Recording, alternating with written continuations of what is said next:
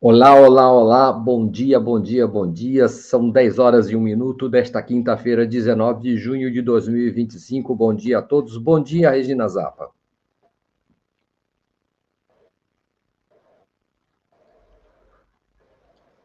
Eu não te ouvi. Bom dia, Mário. Estou lendo o que está acontecendo com você, mas está caindo aqui. Está caindo para você? Você deu Pois uma é, está congelada. caindo para mim. Eu não sei se é o StreamYard. Você viu isso? Você deu uma congelada para Ah, mim e pode ser que eu tenha congelado para o mundo. Então, eu não sei exatamente o que não sei. aconteceu. Você está me ouvindo, não? Estou te ouvindo, sim, perfeitamente agora, depois que você voltou para mim. Pois é, está acontecendo aquilo que aconteceu aquele dia. Você cai, eu caio. Não sei se é o StreamYard, não sei se é minha conexão, mas vamos em frente. Vamos em Agora, frente, eu vamos em descongelei, frente. não? Você está normal agora, Tá. para mim. Então, Regina Zappa, bom dia! Voltando tudo ao início. Bom dia, Mário Vitor. Bom dia a todos e todas que já estão aqui com a gente, esperando para começar essa conversa muito instigante e importante. Daqui a pouco, com a nossa convidada. É... o James Onig está assistindo a gente aqui, está dizendo que agora nós estamos bem. Bom dia, Muito James. obrigada. Então é isso. Seus comerciais, Mário, antes da gente fazer Olha, nossa. olha, olha, olha, gente, presta atenção, por favor. Você que está nos assistindo, nós estamos ao vivo com mais um Regina Zappa e Mário Vitor nesta quinta-feira. Hoje vamos falar de Palestina, Israel, Irã e aquela região ali. E logo, logo com a nossa convidada especial, Beatriz Bício. Se você está nos assistindo, por favor, já de cara, por favor, dê o like, o joinha, o positivo na transmissão do YouTube.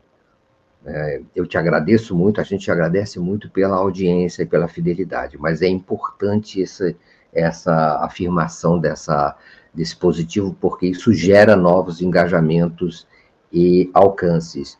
Você também pode colaborar com a TV 247, uma assinatura solidária em brasil247.com/apoio. Pode e deve enviar super stickers ou super chats, comentários na nossa área de chat aqui, divergências, dúvidas, acréscimos, perguntas, todo tipo de questão é muito bem-vinda. E você pode também, enfim, colaborar aqui com a nossa TV 247, como a Gisele Bessa, que é nova membra, o Maurício Metri, a Ângela e a Daione, ou Maurício, Dione. nosso grande amigo aqui, que já veio aqui, o Maurício Neto. O Maurício Metri já veio aqui.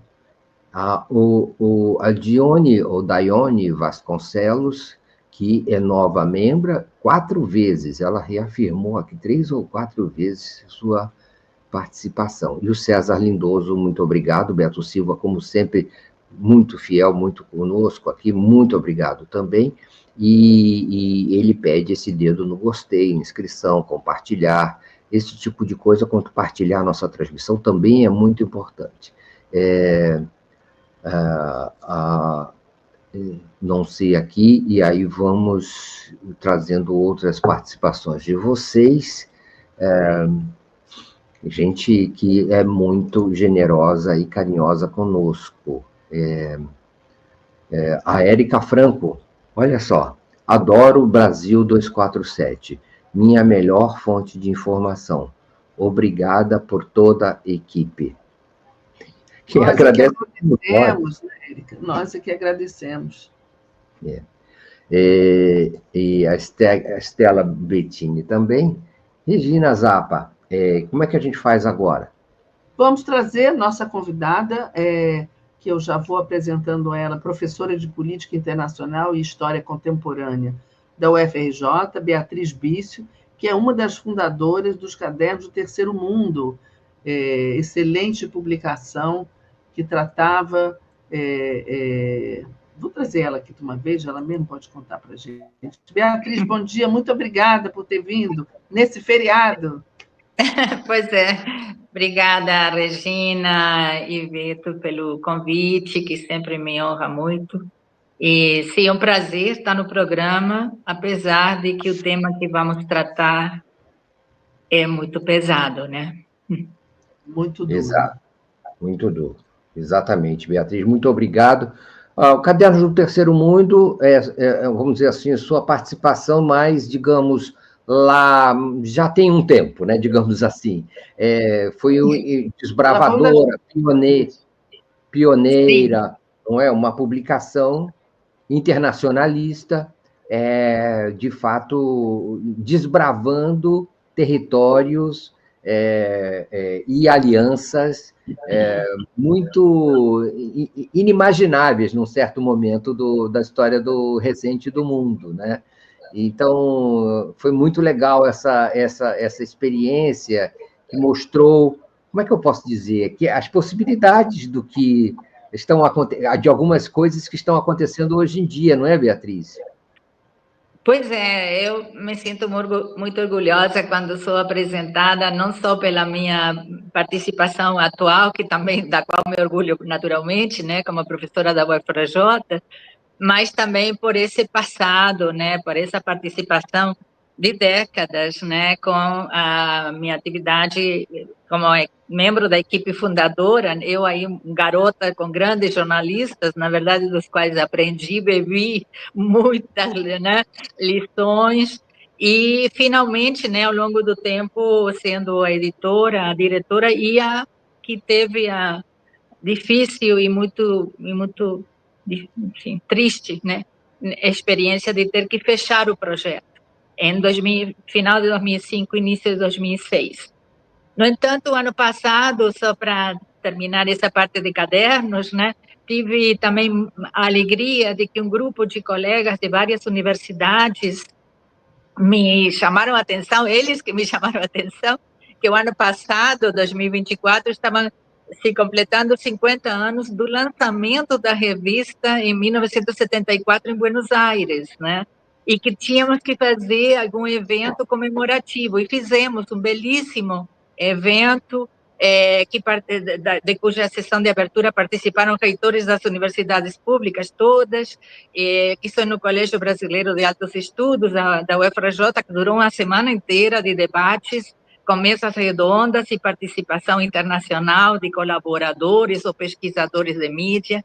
Então, eu sei que a revista deixou enfim, abriu um caminho e deixou uma lembrança bonita, né, que formou muitas pessoas. Então, me orgulho muito desse momento. Parabéns, Beatriz.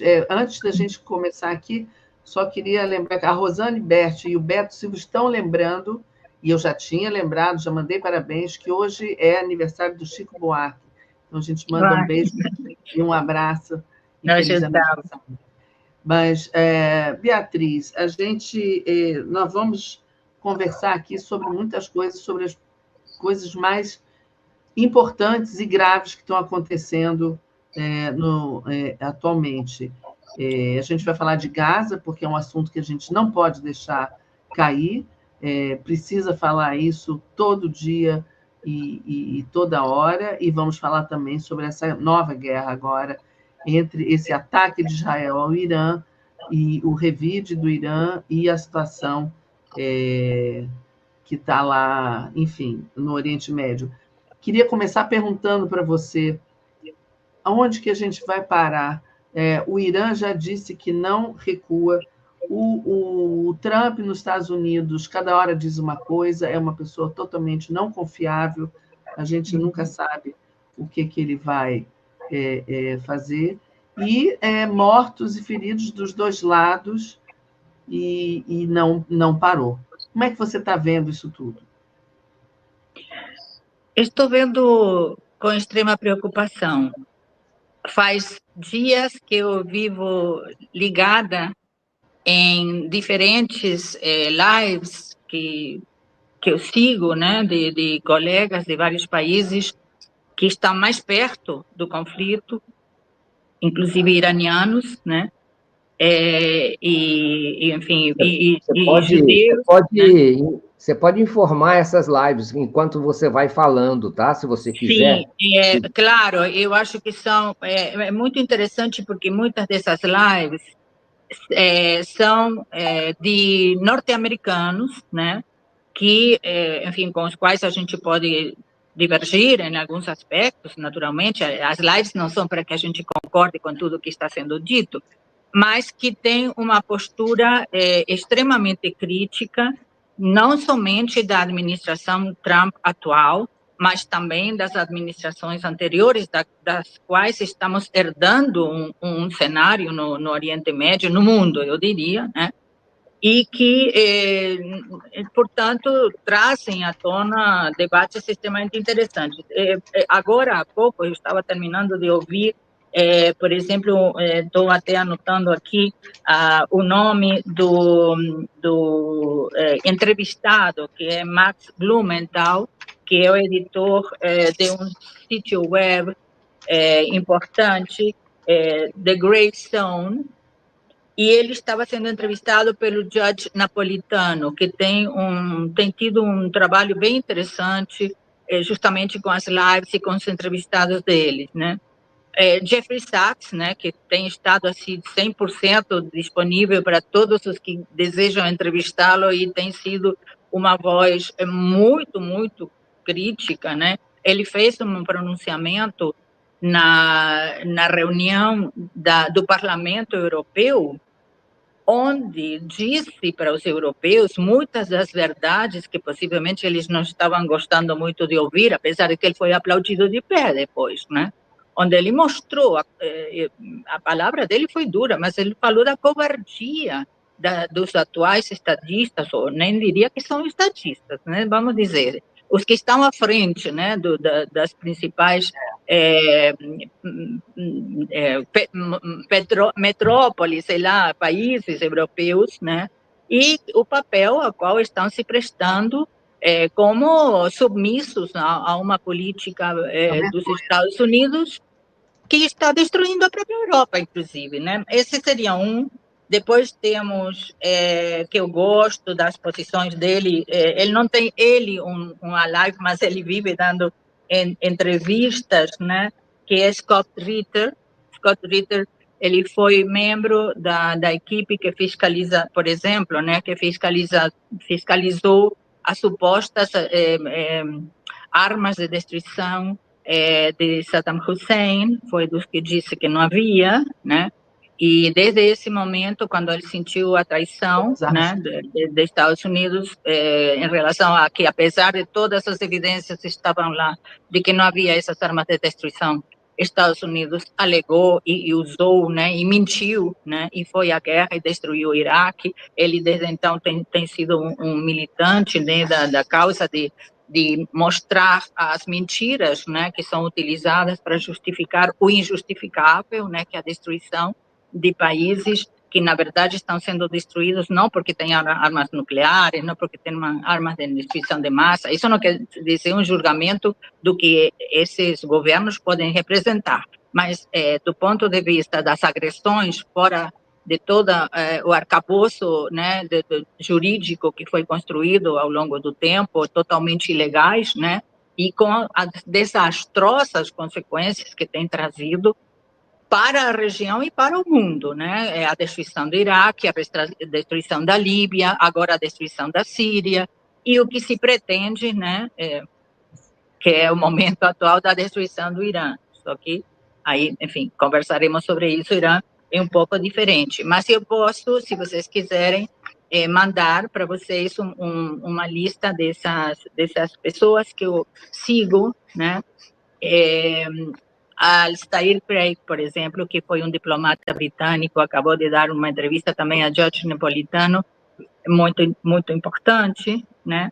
E outros, enfim, eu fui anotando aqui, Lawrence Wilkinson, que é um coronel, né, retirado, na reserva, mas do exército, né, americano, e há, enfim, uma opinião praticamente unânime, né, de condenação do momento que estamos vivendo, que foi evidentemente gerado em administrações anteriores, né? Ninguém pode ser ingênuo de pensar que os riscos que estamos enfrentando hoje, inclusive de chegarmos a um momento de uso de armas nucleares, não tem raízes mais profundas, né, em administrações, inclusive democratas, né, até, enfim, começando pelos republicanos, passando pelos democratas, e aquele deep state, né, e aquela percepção de polícia do mundo, e de não há regras que possam nos frear. Isso é comum, né, tem sido comum praticamente desde que Estados Unidos se ergueu como uma potência, né, ou a potência, né, o hegemon, né, temos vivido em guerras, né? Temos vivido em guerras. Nós, aqui na América Latina, talvez não percebemos de uma forma tão direta que temos vivido em guerras, porque algumas delas não nos afetam diretamente, mas nos afetam indiretamente, na medida em que todas elas foram minando o direito internacional, passando todas as linhas vermelhas, né, que tentaram, né, a partir das experiências brutais da Primeira e da Segunda Guerras Mundiais,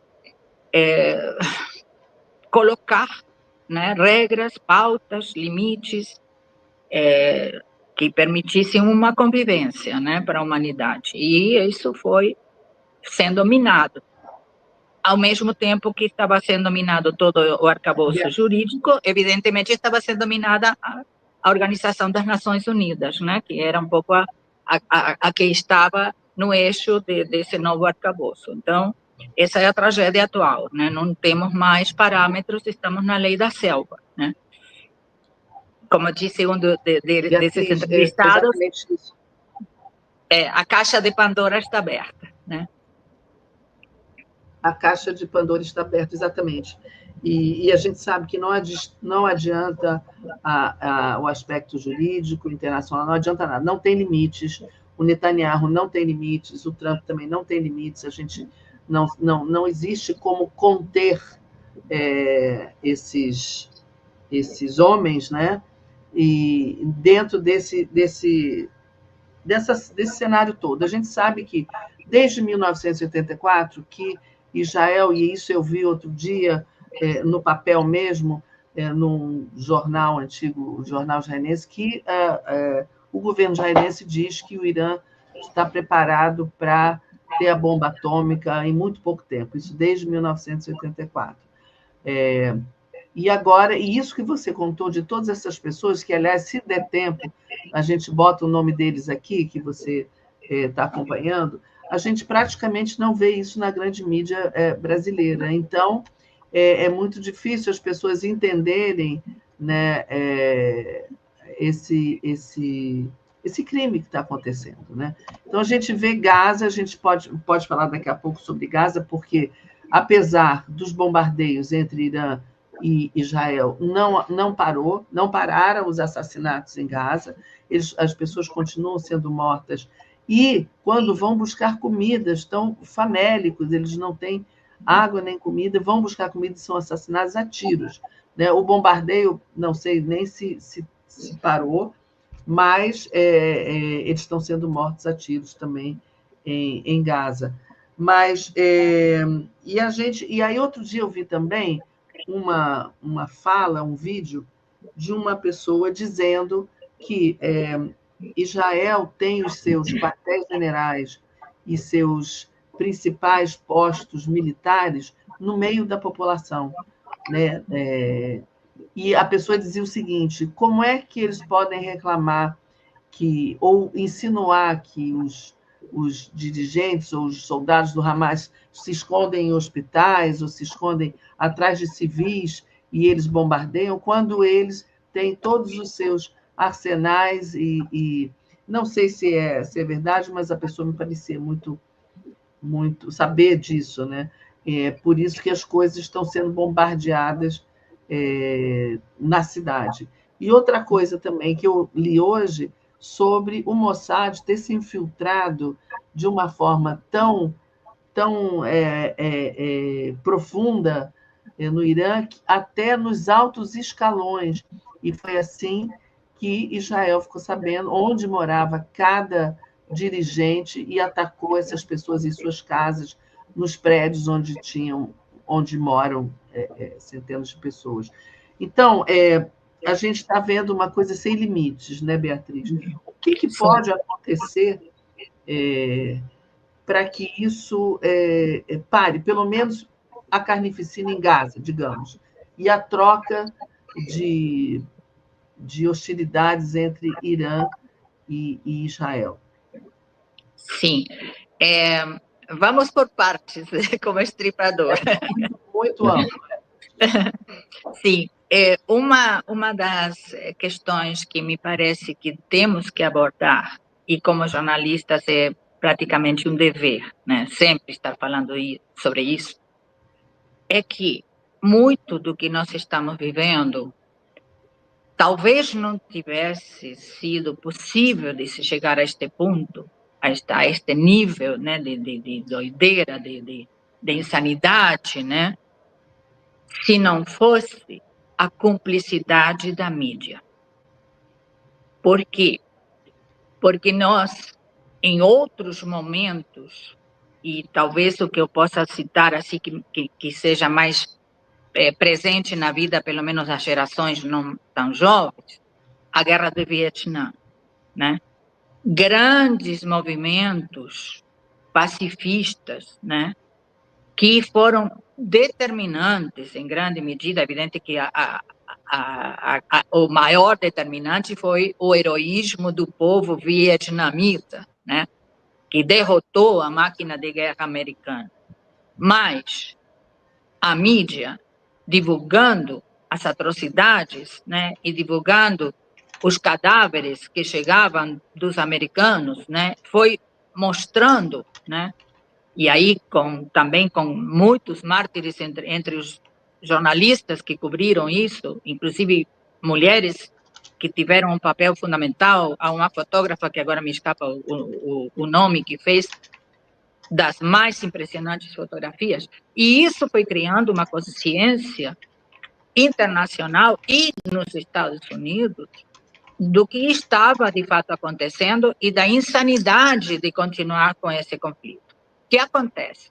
Nesse momento, tu falaste, Regina, do papel da imprensa brasileira, que é uma vergonha, né? É vergonhoso, realmente. O papel da imprensa, das TVs mainstream, etc. Eu vejo cada comentário que eu digo, se eu fosse a jornalista que estou aí, eu renunciava em vivo e em direto, mostrando, estou aqui com a script do qual eu não acredito uma palavra, porque o que eu teria que dizer é tudo o contrário do que esse script me indica que eu devo dizer, né? Mas não existe isso, né? Existem pequenas e merecem saudações e respeito, tentativas, mas mesmo assim, né? A cumplicidade de trazer a palavra dos agressores, né? E das mentiras dos agressores, tentando justificar o injustificável e repetindo isso, e estou negando as informações das vítimas, né? Isso é imperdoável. Isso já mostra que nós não temos mais jornalismo em geral. Não estou falando das mídias alternativas, estou falando da mídia mainstream, né? Mas que é ainda, lamentavelmente, como vocês mesmos, tu mesma mencionas, a fonte de informação que, em geral, as pessoas têm para se formar uma ideia do que está acontecendo no mundo. E elas estão apresentando praticamente uma realidade alternativa, né?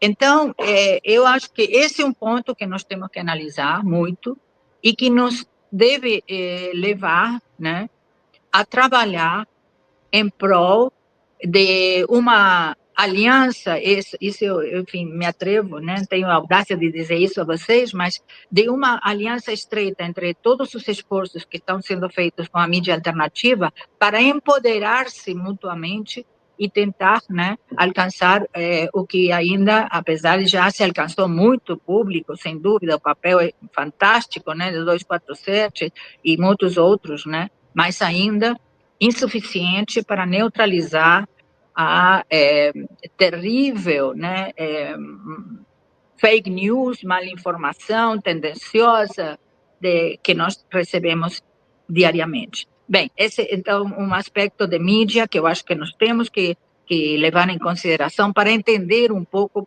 como também se chegou a esse momento.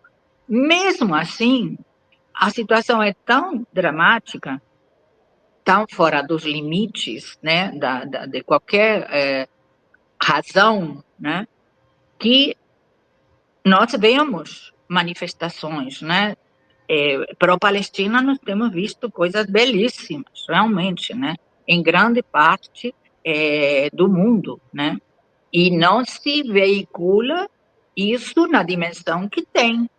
Não se veicula. Mesmo assim, o que transcende já mostra que há um movimento, mas ainda não ao ponto de frear os líderes que são responsáveis por parte desse apoio incondicional que está recebendo Israel em armamento, em apoio diplomático, em mídia, né?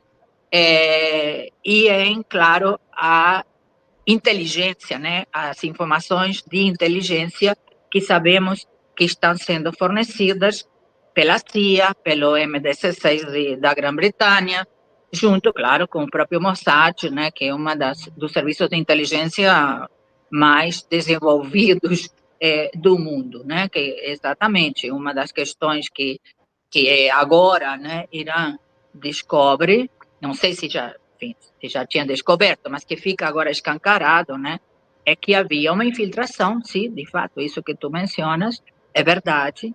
Também alguns desses agentes infiltrados estão presos, né, foram presos no Irã, mas eles já tinham feito o seu serviço, né, tinham completado o seu serviço, dando exatamente, né, as informações das residências desses dirigentes que foram assassinados supostamente, né, por bombardeios israelenses, mas na prática, hoje se sabe, por carros-bombas e atentados perpetrados lá dentro, Sim.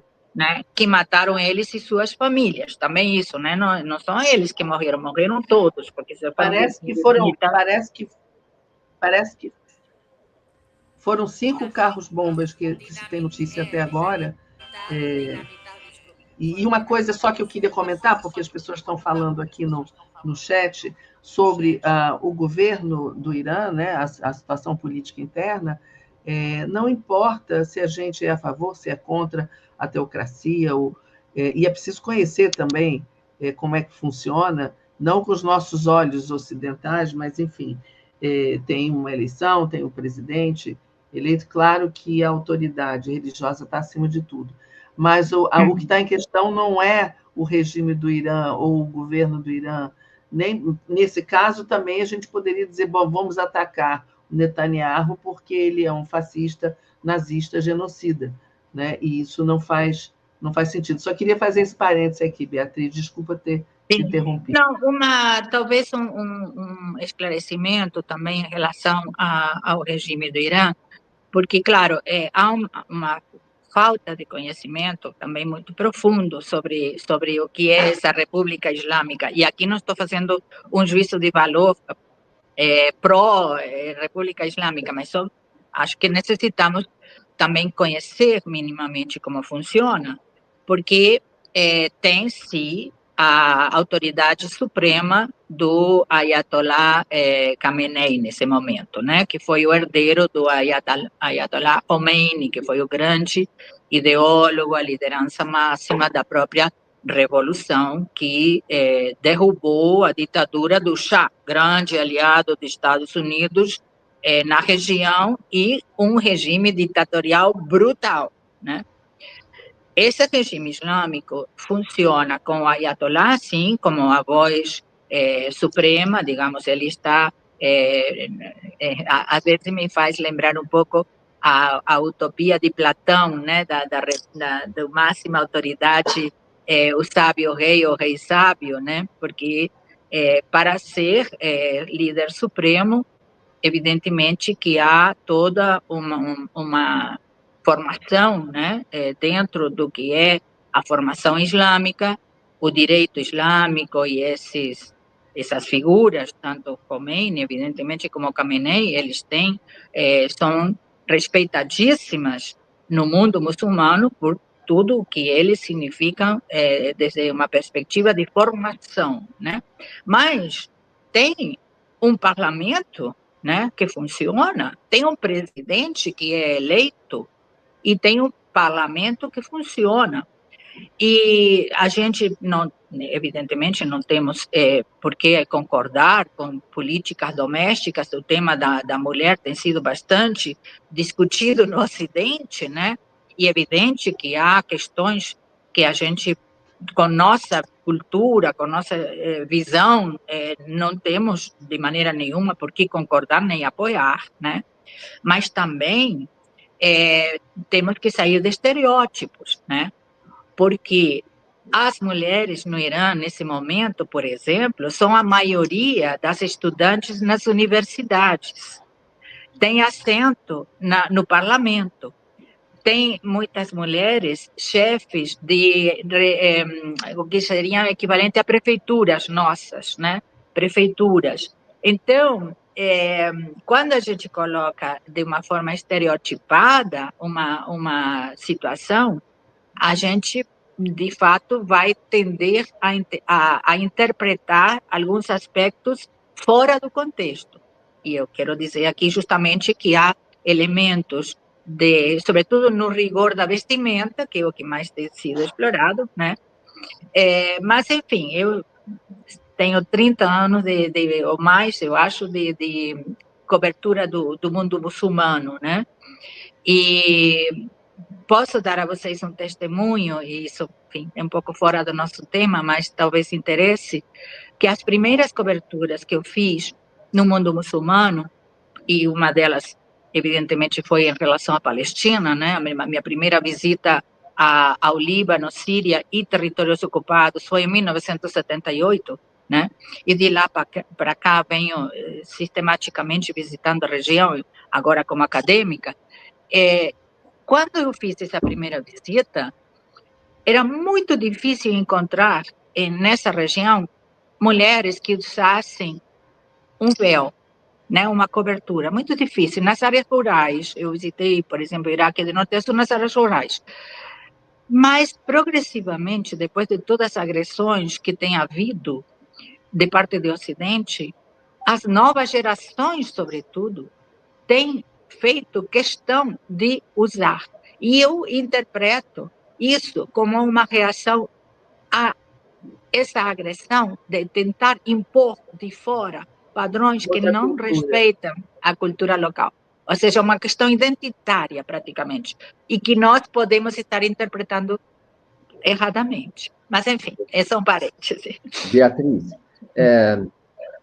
eu acho engraçado que falam, é uma guerra, a informação, o preconceito começa na informação, ou na desinformação. E aí tudo advém daí, dessa desumanização do adversário, do outro.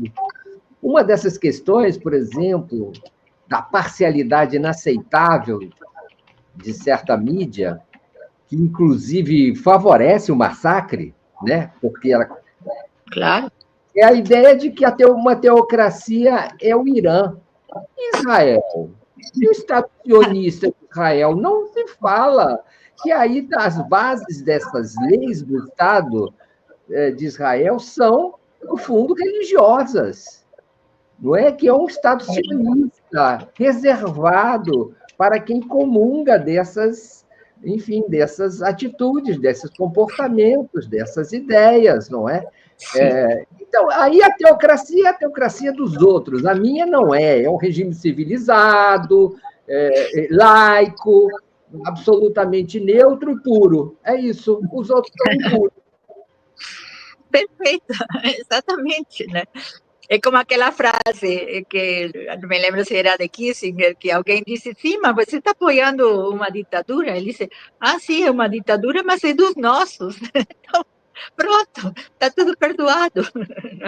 Não interessa, ele está conosco, ele faz o que a gente quer, né? Mas, enfim, não quero fugir a outra questão que a Regina tinha colocado, de aonde podemos chegar, né, neste momento, para onde vamos, nem muito menos também deixar de falar de Gaza, né? Então, falando enfim, de como podemos imaginar a evolução, né, desse momento. Os cenários não são cenários que nos permitam muito otimismo, né? Justamente essas lives, esses debates que estão acontecendo de pessoas que vivem, né, a situação de dentro, ou que estão em comunicação com aqueles atores, né, que de lá dentro estão tentando que saia informação. Por exemplo, nesse momento é muito difícil que saia informação de Israel, né? Há uma censura absoluta à saída de imagens dos danos que os bombardeios de Irã estão causando, né? Ao prédio da Mossad, ao porto de Haifa, em Tel Aviv, o próprio Ministério da Defesa que foi bombardeado. Então, não, censura absoluta.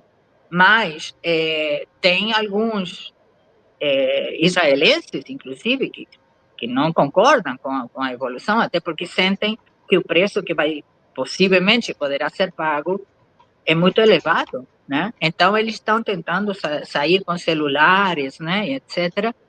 E o que vem dessas fontes é que os danos que Irã está provocando são severos em instalações militares, mas sim, como a Regina mencionou, com desdobramentos impossíveis de não ter, né? Apesar de que sempre se tenta colocar embaixo do tapete, né, o que seriam danos colaterais, né, onde aí estão as mortes de civis, mas é impossível de ocultar que sempre, mesmo com objetivos militares, há danos colaterais, né?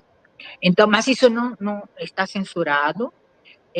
Uma dessas lives colocou que um ou dois jornalistas que tentaram fazer uma denúncia pública foram presos, né?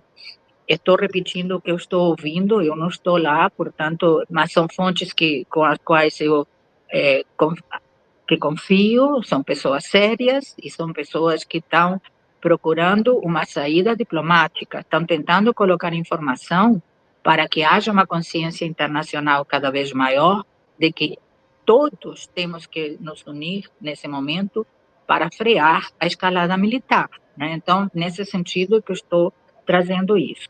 E o que esses primeiros dias de agressão, né, iniciada por Israel a Irã, estão mostrando? Bom, primeiro de mais nada, uma questão que a gente deve mencionar é que a agressão da sexta-feira 13, né, se deu às vésperas de um diálogo, de uma negociação que tinha sido já estruturada, em que estava sendo, o objetivo era justamente, entre Estados Unidos e Irã, negociar a ida de membros da Organização Internacional de Energia Atômica e observadores, enfim, independentes, para verificar o que Irã sempre avisou e sempre disse e sempre afirmou: não estamos construindo nenhuma bomba, né? Irã estava honestamente negociando isso, honestamente. Tão honestamente estava negociando isso e confiando, né, que esse era um caminho importante para evitar justamente uma conflagração maior, que o ataque da sexta-feira 13 de Israel tomou, de fato, as autoridades do Irã de surpresa, porque era na véspera dessa negociação. Na verdade, exatamente calcado com o que aconteceu com a morte do líder do Hezbollah, porque era na véspera, e de Hamas. Se repetem, né, as traições, eu diria, né? As traições da boa vontade, porque também aconteceu na véspera da negociação com relação a Hamas e Hezbollah, e agora se repete, e também na Rússia. Na véspera da negociação da Rússia com Estados Unidos em relação à Ucrânia, aquela agressão também imprevista de drones que, de fato, afetaram, não na medida que foi divulgado na imprensa ocidental, mas afetaram, sim, instalações da Rússia e alguns dos aviões de ponta, né?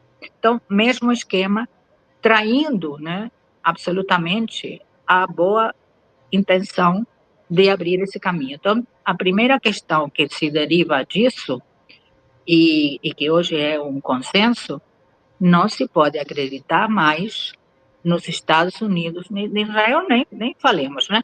Mas nos Estados Unidos como um possível articulador de qualquer mediação para um projeto de paz, né? Porque sistematicamente há uma traição ao ponto de que os que participariam dessa negociação foram os que, como civis, foram os que foram assassinados, e os militares que foram assassinados também foram os que são membros seriam os membros da delegação que iria negociar. Então, você veja, se mata, se assassina aos negociadores, né? Enfim, e utilizando da boa fé do Irã para pegar de surpresa. Tanto assim que alguns comentaristas estão falando que essa agressão foi uma espécie de Pearl Harbor, né?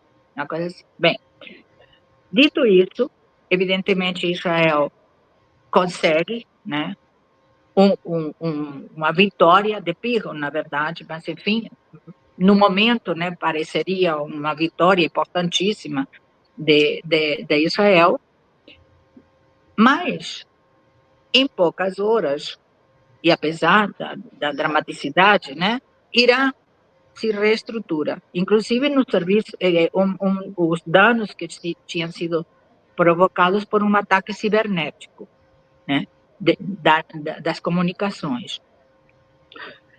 E aí começa a ficar mais evidente, sobretudo nos dias seguintes, que Irã não é o Hezbollah e que Irã não é, evidentemente, o poder que pode ter o Hamas, né?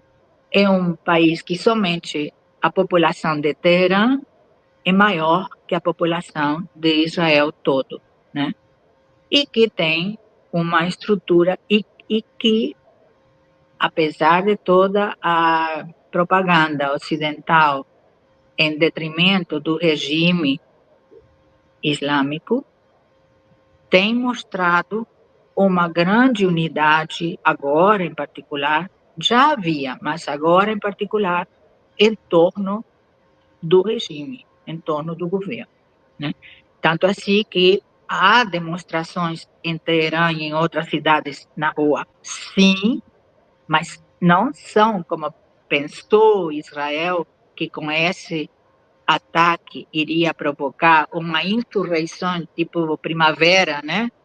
Daquelas primaveras, né? Armadas pela CIA, etc., que iria, então, se insurgir o povo iraniano contra o seu governo. Muito pelo contrário, o que estão mostrando as ruas é uma insurgência, sim, mas contra Israel e contra os Estados Unidos, né?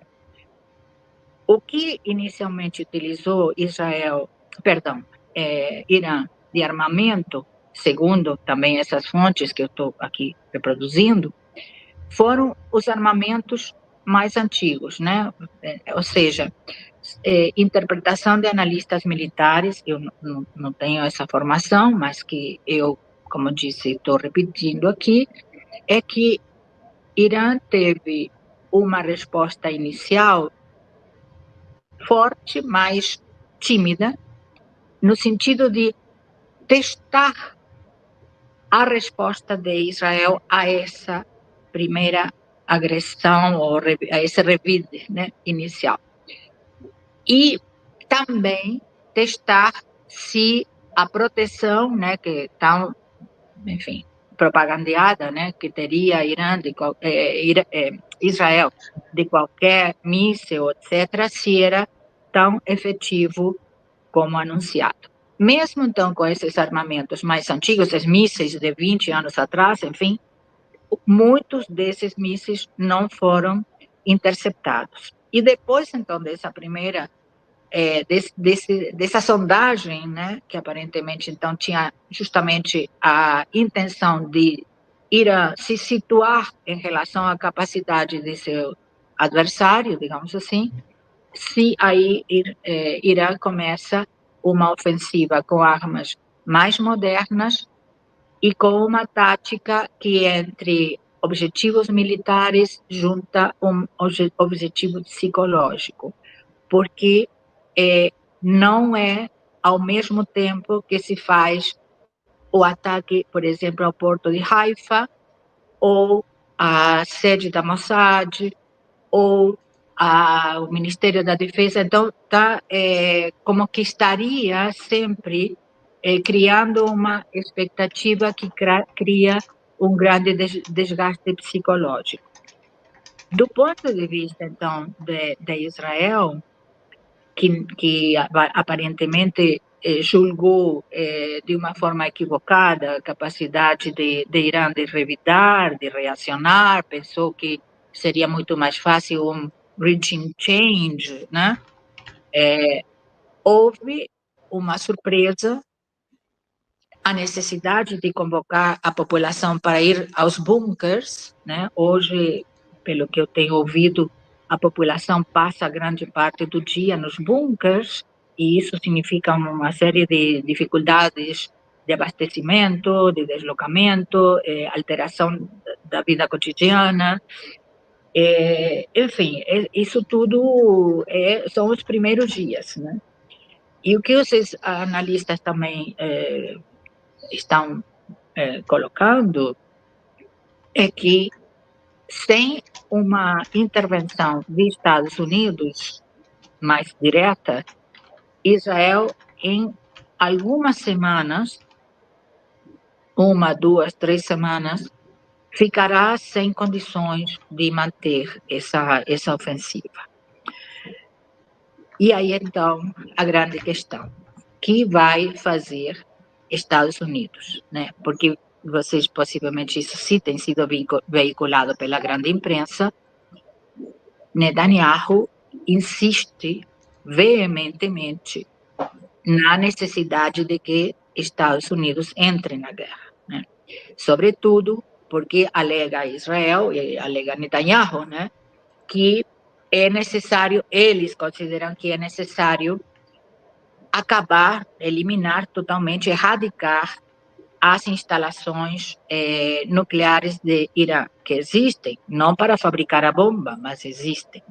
E existe um complexo que,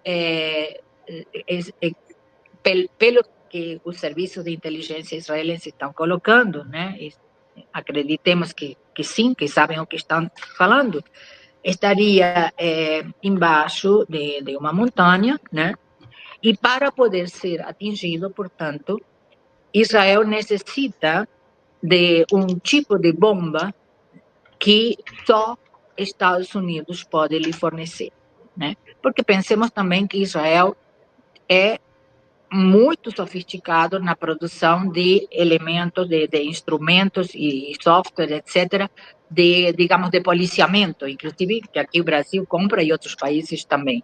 Mas Israel não produz aviões, não produz submarinos, né? Então, grande parte de tudo isso vem, evidentemente, dos Estados Unidos, né? Da indústria bélica americana.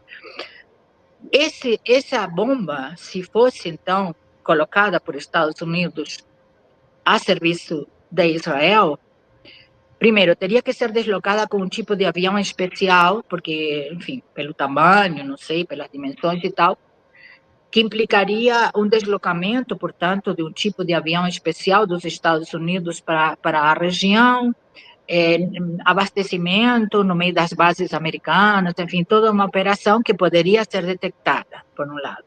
E, por outro lado, se houver esse tipo, imaginemos, esse tipo de apoio, de envolvimento dos Estados Unidos, aí o que aconteceria, de fato, pelo que está sendo colocado, e aí por primeira vez, né, ontem, pelo porta-vozes da Rússia, né, o vice-chanceler. E o chanceler da China advertiram os dois que, se houver uma intervenção direta, como poderia ser esta, por exemplo, de Estados Unidos em relação à agressão que está em curso de parte de Israel ao Irã, eles interveriam. Não deixaram explícito de que forma, mas sim que haveria uma intervenção. E é mais, porque a Rússia, não aí já o porta-voz oficial, mas analistas russos estimam, e acredito eu que com muito bom critério, que se destruído Irã, se eventualmente destruído Irã, porque a partir dessa intervenção viriam outras, etc., a meta seguinte seria Rússia, e desintegrada ou destruída a Rússia com alguns, né, equipamentos semelhantes, viria a China. Então, esse efeito dominó, em última instância, está sendo interpretado pela Rússia e pela China como que o pivô Irã, se destruído, né, é a destruição ou a meta de chegar a destruir a China e a Rússia.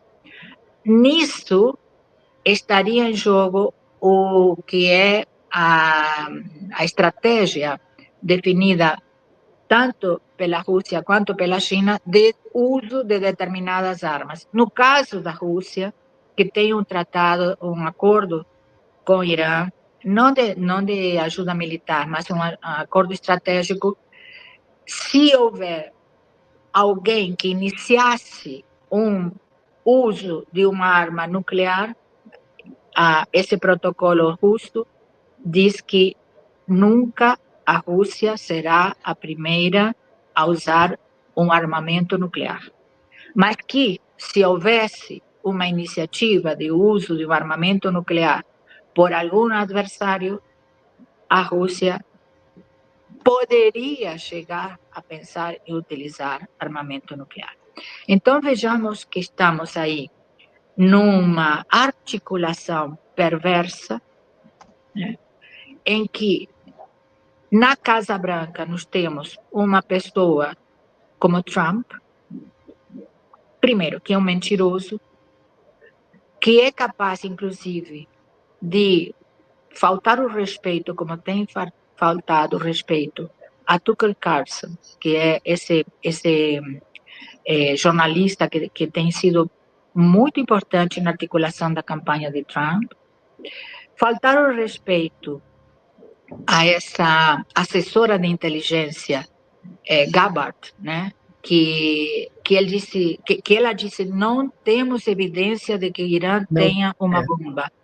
E ele disse, não me importa nada do que ela diga, né?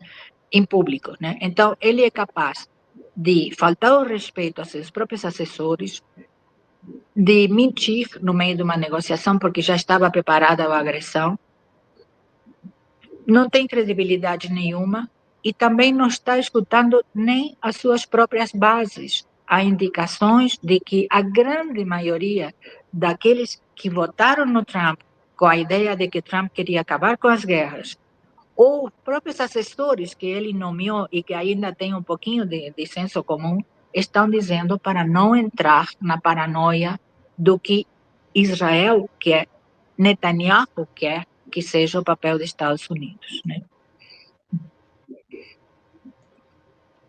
Muito bem. E Gaza?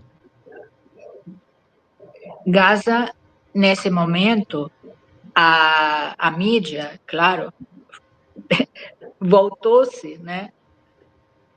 Até pela gravidade da situação e pelas implicações e pelas derivações que pode ter, voltou-se ao tema Israel-Irã, né? O que favorece ampliamente a Israel, que, no entanto, claro, não está no melhor momento, porque está sentindo, por primeira vez, eu acho que desde as guerras, né, dos anos 70, por primeira vez, está sentindo dentro de sua própria sociedade, de seu território, o que significa uma guerra, de fato, né? Porque ele sempre agredia os outros e ficava bonitinho lá sem sentir as consequências. Agora não. No entanto, evidentemente que está essa janela de oportunidade de um deslocamento da atenção do público para outra guerra permite, né, que as atrocidades, o genocídio em Gaza, despiadadamente continue, né? Isso é de romper o coração, evidentemente, né? Porque é aquela sensação, eu sou partícipe de um genocídio por minha omissão, né? É uma coisa tão perversa que nem nos piores momentos, realmente, dos campos de concentração, determinadas táticas que Israel está implementando foram usadas, né? Então, é realmente estarrecedor. Eu acho que, afortunadamente, aqui no Brasil agora começam a haver reações à altura, né? Foram muito bonitas as demonstrações dos últimos dias que aconteceram em várias partes do Brasil, né? E é o mínimo que podemos fazer. E é uma questão assim também de nós pensarmos que papel o Brasil vai desempenhar. Gente, daqui a semanas nós temos a reunião dos BRICS, de chefes de Estado aqui no Rio de Janeiro. Israel bombardeia Irã, Irã é membro dos BRICS e Brasil é presidente dos BRICS, anfitrião de uma conferência internacional e vai continuar mantendo relações com Israel? Vai continuar olhando para o outro lado com o genocídio em Gaza? Um país como o Brasil, com a responsabilidade internacional que hoje tem? Enfim, é complicado, né? Eu acho que o Brasil vai ter que tomar algumas atitudes, porque há certas responsabilidades históricas que não podem ser deixadas de lado. E Lula é um estadista. É um dos poucos que podemos chamar de estadistas nesse momento de tanta mediocridade, tanta covardia dos dirigentes internacionais. Eu ainda confio que essa reunião dos BRICS, daqui a pouquinho, né, 6, 7 de julho, poderá trazer algumas novidades. Vamos ver, vamos torcer. Muito bem. É isso, Beatriz. Diga, Mário. Excelente, excelente, Beatriz. Muito obrigado, viu? Chegamos ao final do nosso horário, mas a gente queria te agradecer muito. Poderíamos continuar aqui o dia inteiro conversando com você e examinando vários detalhes que você sugeriu para a nossa conversa. Mas nós chegamos ao final do horário, não é, Regina? E aqui, olha, a Miriam Andrade dizendo: Beatriz Bício é a voz potente do terceiro mundo. Sempre foi, né, Beatriz? Obrigada. Sempre foi. Muito obrigada. Obrigada por ter vindo. Fala. Somos cidadãos deste mundo, neste momento, e esse momento de alçar a voz contra o genocídio em Gaza e contra a possibilidade de uma hecatombe nuclear. Muito bem. Eu queria agradecer muito a Beatriz, queria agradecer a Miriam Goldfeder pela contribuição que ela nos fez. Muito obrigado, Miriam. E é isso, né? Não é isso, não é, Regina? Sim, voltamos na próxima semana. E, Beatriz, a qualquer momento, volta aqui, por favor, para conversar com a gente sobre os desdobramentos, né, dessa guerra terrível. Muito obrigada a vocês, sempre um prazer estar no programa, e parabéns pelo programa, parabéns por essa voz que vocês trazem, né? Que nos alenta como jornalistas e nos orgulha. Muito bem, obrigado, seguimos o exemplo dos cadernos do terceiro mundo. Valeu, gente. Então, estamos terminando. Muito obrigado. Fiquem com a programação da TV 247. Obrigado a todos pela audiência. Obrigado especial a Beatriz Bício. Até logo. Está acabando de verdade agora eu achar só o lugar certo. Pronto, acabou. Tchau, tchau.